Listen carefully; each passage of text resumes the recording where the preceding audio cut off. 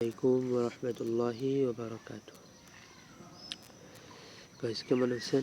আশা করি ভালো আছেন। তুরস্কের যে খেলাফত ছিল, উসমানীয় খেলাফত, যা 1500 শতকে আসছিল,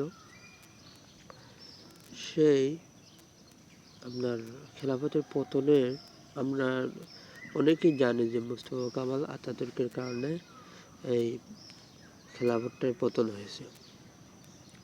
মূলত আরেকটা লোক ছিল যে সবচেয়ে বড় ভুলটা করেছিল, যার কথা বলাও হয় না বা অনেকেই জানেন না।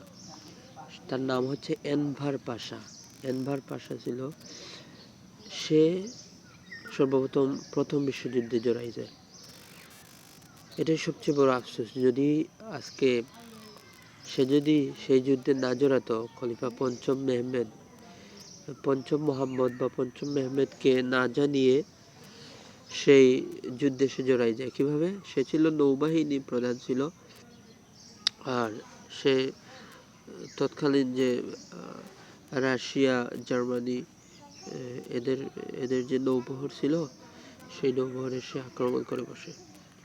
নৌবহরে আক্রমণ করার কারণে দেখা গেল যে পরবর্তীতে এই যুদ্ধে একটা পক্ষ নিতেই হচ্ছে। আক্রমণ ঠেকাতে তখন সময় যে পক্ষ দেওয়ার কারণে রাশিয়া জার্মানির পক্ষ দেওয়ার কারণে উসমানীয় খেলাফতের বিভিন্ন দিক থেকে আক্রমণের কারণে বিশ্বযুদ্ধ যেহেতু পতন হয়ে যায়।